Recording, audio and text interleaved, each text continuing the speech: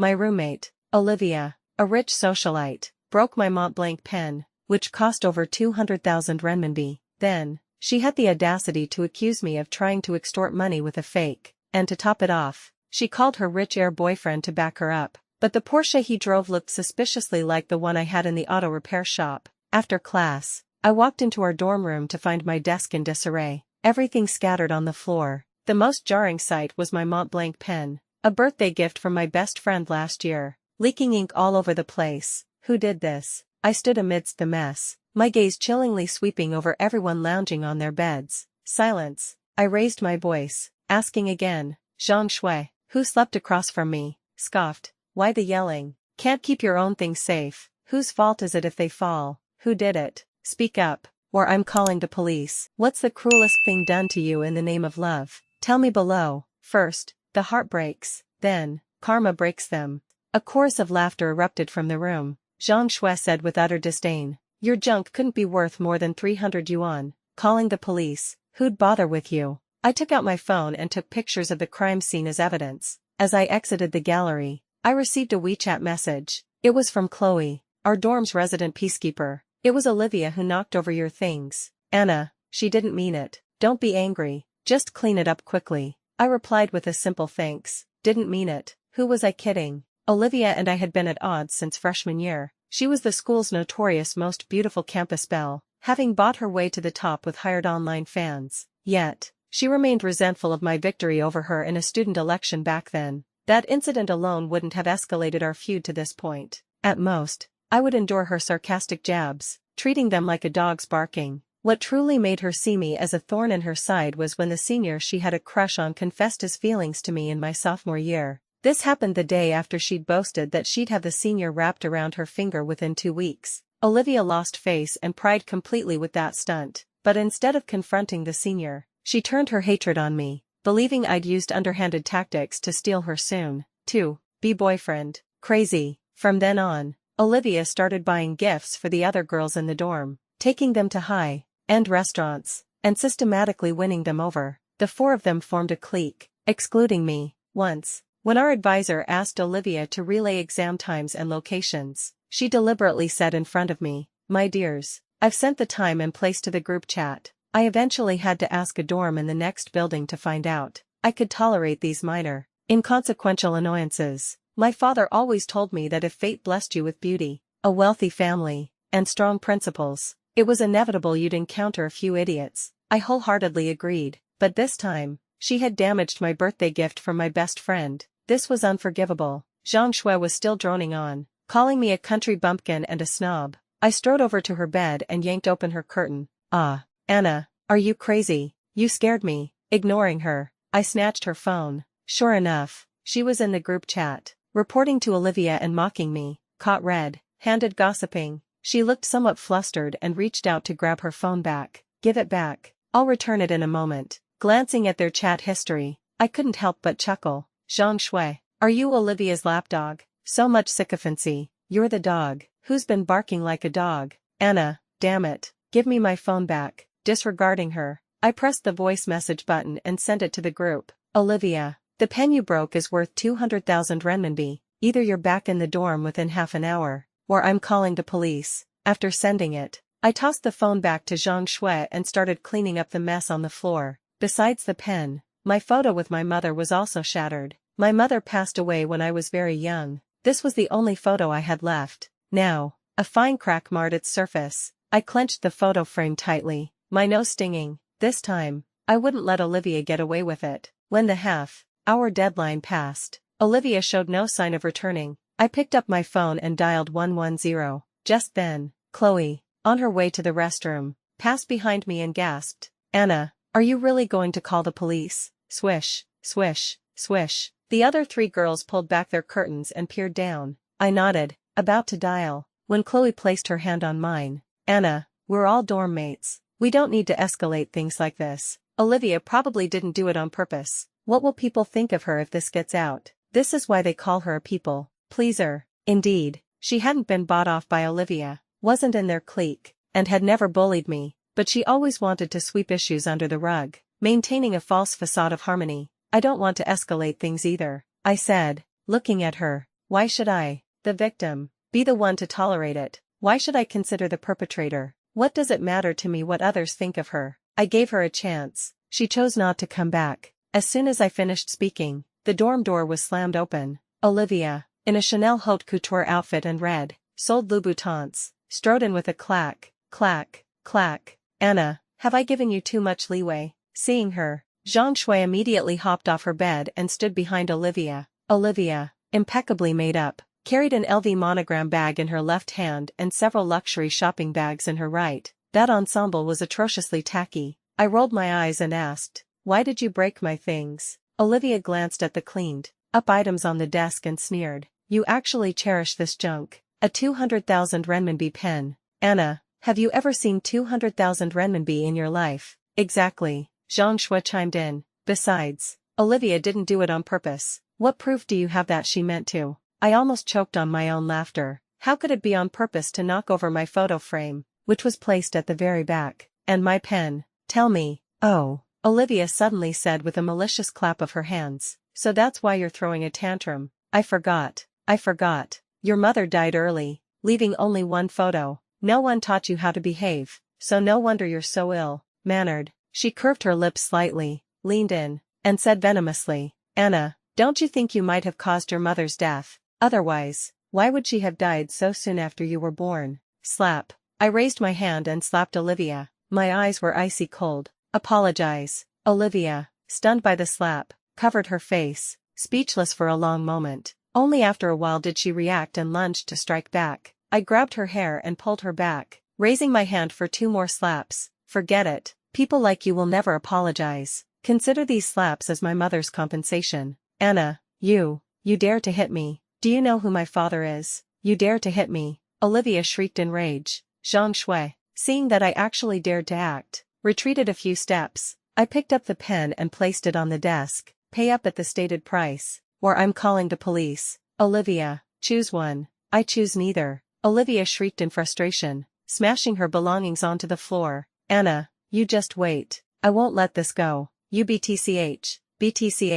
With that, she fled the room. Chloe's face flickered with a hint of shame, but she still approached me, saying, "Anna, Olivia's family is so wealthy, we can't afford to offend them. Why did you have to hit her?" I silently picked up my ancient Chinese literature textbook and flipped to the inscription for Prince Yang Yanqi of Qingbian we had discussed yesterday, pointing to it for Chloe. "Do not fear death for righteousness. Do not seek glory in life. If you do not resist at the small points, you will be oppressed at the small points." After a pause, she turned back to her bed. "Anna," Zhang Shui called me from behind, her face smug, "the advisor wants to see both of us." So that's why Olivia had run off. She went straight to the advisor to complain. I had approached the advisor about changing dorms as soon as Olivia started targeting me, but he had said, "Dorms aren't so easy to switch. If you can't get along with your roommates, perhaps you should look inward for the reasons." Clearly, he was afraid of offending Olivia because of her wealthy family. At the office,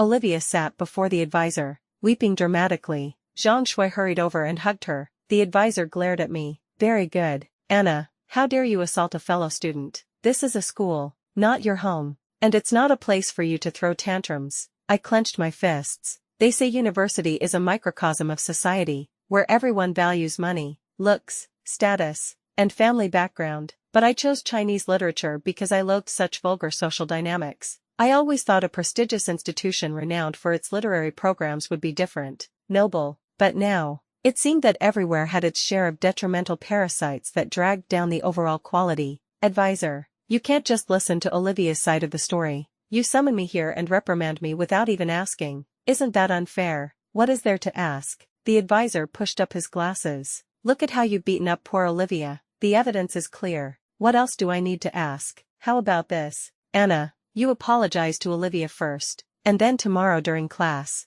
you will deliver a public self-criticism of 3,000 words. This is too serious. My peripheral vision caught Olivia exchanging a triumphant glance with Zhang Shui. Advisor, Olivia said with faux sincerity, I admit I made a mistake too. I accidentally knocked over Anna's things, which is why she hit me. Please don't be angry with her. The advisor slammed his desk, startling the other teachers in the office. Look at this, everyone. See how remarkable our student Anna is. She hits people at the slightest inconvenience. Anna, do you have any upbringing at all? The other teachers, unwilling to get involved, chuckled. I looked directly at the advisor and stated firmly, word by word, firstly, Olivia deliberately damaged my property. A single pen is worth 200,000 renminbi. Secondly, I hit her because she insulted my deceased mother. She brought it upon herself. She deserved it. I didn't. Olivia looked at me tearfully, her act as innocent as a white lotus. Anna, I didn't curse you or your family. Why would you say that?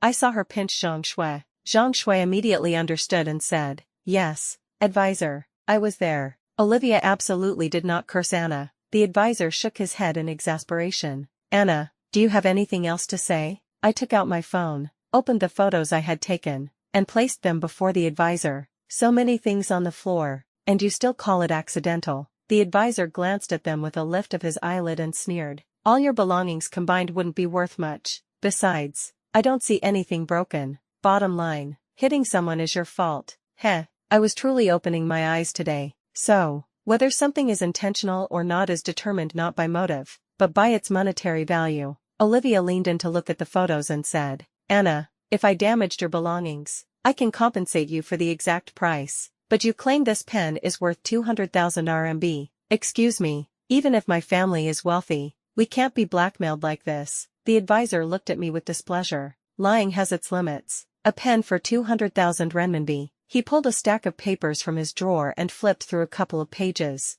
Anna, single, parent family, only child, father is working in construction. Heh, even if your father worked his entire life, he couldn't afford a 200,000 renminbi pen for you, could he? This was outright personal attack. One teacher couldn't stand it and reprimanded the advisor, but he ignored them. I recognized this form. It was the demographic information I had filled out when entering university as a freshman. I had casually written construction worker. In reality, my father was in real estate. His daily revenue alone was enough to buy several of these pens. However, after my mother's death, he always remembered his vow to share blessings, so he maintained a simple lifestyle. And I, in turn, disliked flaunting wealth. Who knew this would become a reason for me to be mocked and bullied? It's not up to you to decide if I can afford it. I have the invoice for this pen. Hearing this, the advisor looked at me a few more times. I messaged my best friend on my phone. She always replied instantly, so she immediately sent me the invoice and a photo of the pen when it was new.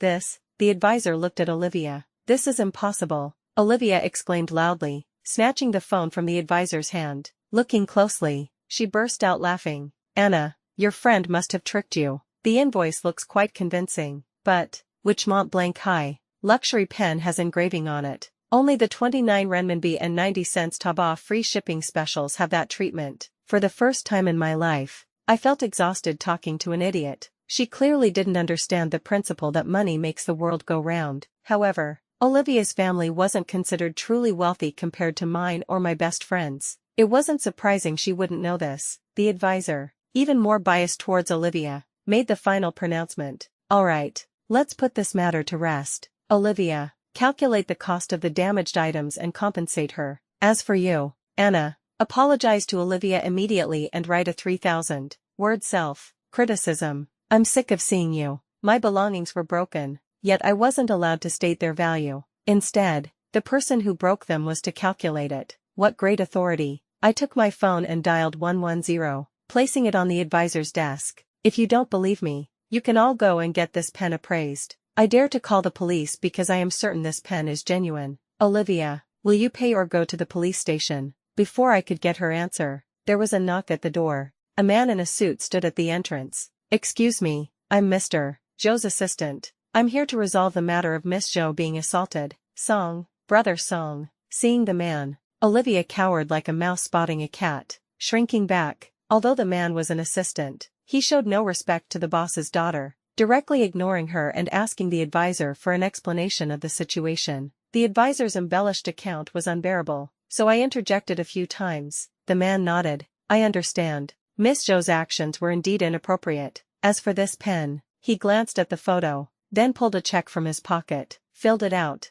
and handed it to me. It is indeed genuine. On behalf of Miss Zhou for her actions, I apologize. Here is 300,000 renminbi, besides compensating for the pen. Please refrain from speaking about this matter and avoid targeting Miss Zhou in the future. Mr. Joe is very busy and doesn't have time to deal with such trivialities. With that, he casually tossed the check onto the desk. Olivia, about to retort, was interrupted by him. Miss Joe, if you have any objections, you can call Mr. Joe directly. Then he left. It truly showcased the arrogance of capital. I slowly put away the check and looked at Olivia. From now on, stay away from me. If you try anything stupid again, I'll hit you again. The next day, the advisor arranged for me to transfer dorms. The last dorm at the end of the hallway had vacant beds because 2 students were day students. When I moved out, Olivia and her 3 lackeys were absent. Chloe, after wishing me well, apologized, saying she shouldn't have tried to play peacemaker between us, and that Olivia was in the wrong. I thought that was the end of it. For several days afterward, I didn't see Olivia in class, but who knew she was brewing something big behind my back. One evening, Chloe sent me a link. Anna, I think you need to see this. I had been keeping to myself, so I hadn't been following the news. Clicking the link, I discovered it was the school's gossip forum and Tieba. Both platforms had identical content. They were digging into my 200,000 renminbi Montblanc pen and my Porsche. The original poster, writing anonymously, provided vivid details. Today, let's expose the Chinese Literature Department's SNN. Yes, the one who ranked second behind Campus Bell ZYY back then. I'm not close to SNN, but my family has some connection with one of her sugar daddies. Yes, the kind of sugar daddy you're thinking of, roughly her father's age, who showers her with gifts and luxury cars. He's practically throwing money at her. Such a gold digger, always preaching about scholarly integrity. I really can't stand it. Also, I heard she's been targeting and retaliating against ZYY in private. Enough said. Here are the pictures. Below the post were several photos. One of Olivia's swollen,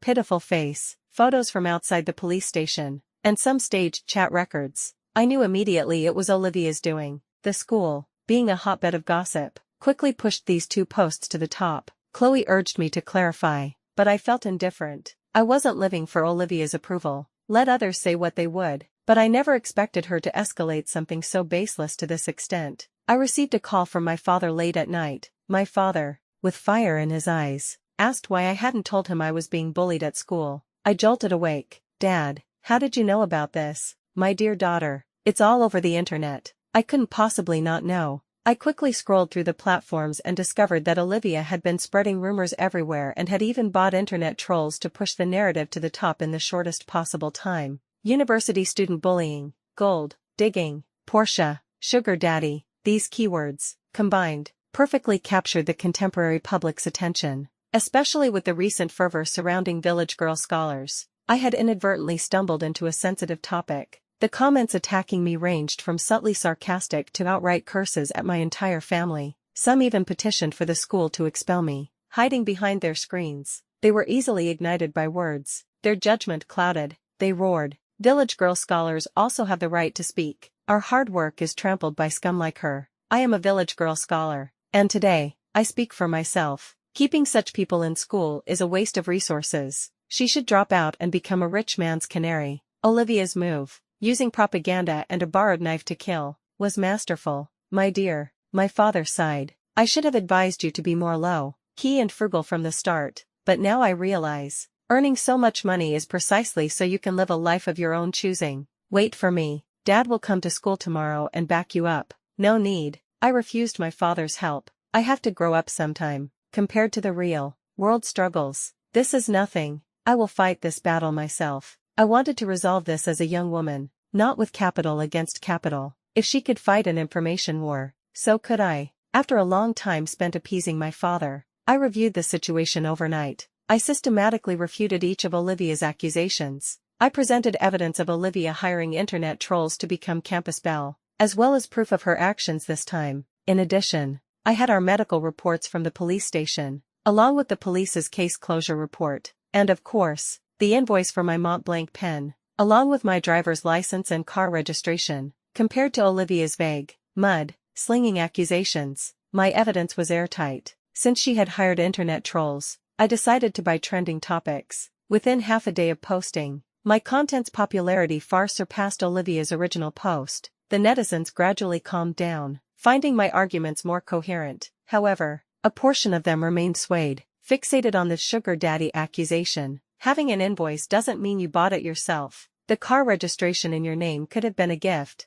I'm not saying anything, but what kind of family does an ordinary university student have to afford a Porsche? 1. I think she's just being kept. Otherwise, why would she tolerate it for 3 years and suddenly become so bold and outspoken now? She must have found a sugar daddy. Me too. I think if she could have proven that the car was her own purchase or that her family had the means, she would have shown it by now. Why only show the car registration? Looking at these comments, I fell into silence for a moment. Did I really need to reveal my family's household registration? My father's company's financial statements, my entire family background, just to be believed? It was either black or white. If I didn't mention my family, I must be guilty. If you're young and ordinary, you simply can't afford a Porsche. Recalling my confident declaration yesterday about fighting this battle myself, I couldn't help but chuckle. Perhaps this was the first lesson university, this miniature society, was teaching me. That day, the advisor summoned me to the vice principal's office. The vice principal, the secretary, the advisor,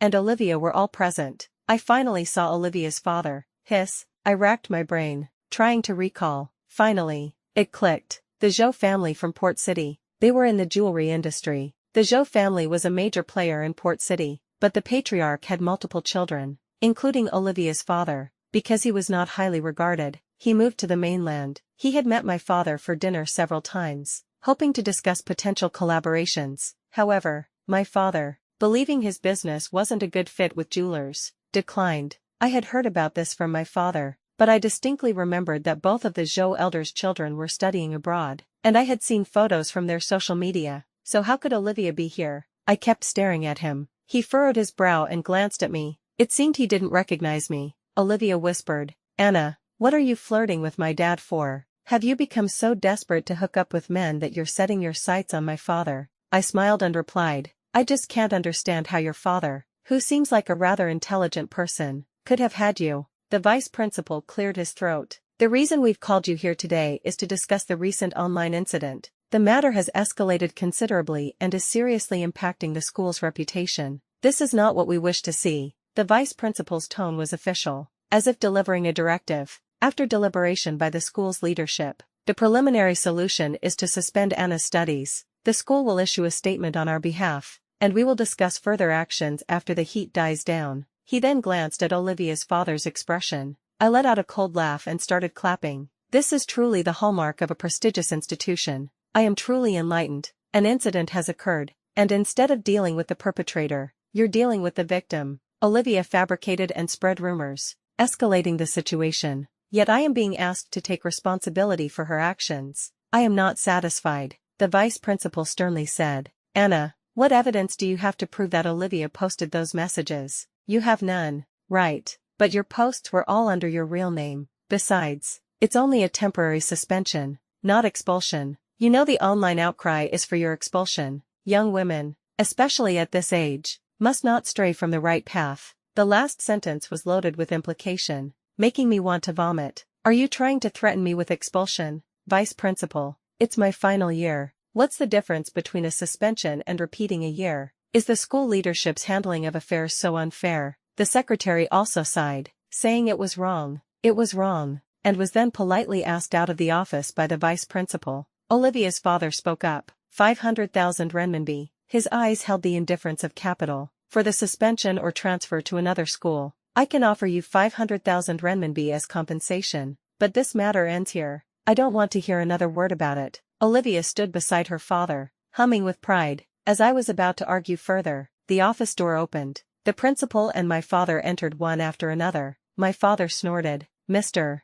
Zhou, you certainly have quite the imposing presence. I'd like to see how much money you plan to use to silence me." Upon seeing who had arrived, Olivia's father immediately stood up. A look of surprise finally appeared on his face. The vice principal and the advisor exchanged bewildered glances. The principal introduced, "This is Anna's father, also a well-known real estate entrepreneur in our city." Regarding the previous matters, it was all a misunderstanding, a complete misunderstanding. Olivia's father stepped forward to shake my father's hand, but my father ignored him. "My dear daughter, Dad knows you want to handle this yourself, but not everyone is like you, bearing their burdens alone. Some people just cry to their parents when they're in trouble. Mr. Zhou, you're an old man, and yet you're still bullying young girls in their early 20s. You truly are. The faces of Mr. Joe and his daughter flushed crimson at these words. The rumors about me being kept by a sugar daddy were instantly debunked. My father brought me to sit down and looked at Mr. Joe. Your daughter must publicly apologize to my daughter, not just for this incident, but for every single thing she has done from the beginning of university until now. Write it all down and express your sincere remorse. The principal poured my father a cup of water and kept saying, "This is a good solution." I glanced at him. If my father were truly just a construction worker hauling bricks, would he still think this solution was good? Olivia tugged at her father's sleeve, tearfully saying, "Dad, I don't want to apologize. I don't want to." "Enough, shut up. I'll arrange for you to transfer to another school and undergo strict management. Don't embarrass me by coming out again." With that, he slammed the door and left. Olivia chased after him. After they departed, the advisor tried to curry favor with my father, but my father glared at him. A school advisor like this, can he truly be a role model? The principal nodded. "Mr. Chen is right. I will handle this matter." After settling things for me, my father happily took me out for Peking duck. While we were eating, I thought about it and decided to draft a statement, which I published on various platforms. I introduced my family background and my father, clearly stating the source of my luxury goods and my Porsche. Above are the details of my family background. However, until today, I did not wish to disclose them. I believed that as thinking human beings, we would utilize words but not be manipulated by them. Yet, this public outcry has shown me otherwise. The masses are blindly led, their emotions swayed by mere snippets of information. Furthermore, they are loyal to the rules and common sense ingrained in their minds. Young, beautiful women are automatically considered trophies. Driving a luxury car means either having a wealthy family or a rich benefactor. It could never be the result of one's own efforts. When will these labeling stereotypes finally be erased from the public's minds? I believe this is the true meaning of my studies. This time, I didn't hire internet trolls, yet my statement steadily climbed the trending lists, sparking widespread debate, regardless of the opinions. As long as my words prompted some people to reflect, I considered it a valuable contribution. Olivia transferred schools as promised. After asking my father, I learned that Olivia was actually the illegitimate daughter of Mr. Joe. His wife and their 2 other children were unaware of this. His wife was abroad with their children, which allowed Mr. Joe and Olivia to act so recklessly. I don't know which netizen dug up this information, but eventually, the entire school became aware of it. Mrs. Joe returned and forced Mr. Joe to sever ties with Olivia, but all of that was no longer my concern. Upon graduating in my 4th year, I completed my thesis defense with the highest honors in the department, and Chloe ranked 3rd. After graduation, we partnered to open a magazine company, dedicated to spreading the power of words to society and the public. Chloe and I also became role models for our younger students, who decided that being kind meant being silent. If you've ever had to silence your own voice to keep the peace, or dim your light so others could feel bright, let me know in the comments that you're done playing small. Your truth has a right to take up space, and their karma is long overdue. Subscribe to Red Karma for more stories of unapologetic power. It's your turn to write the ending.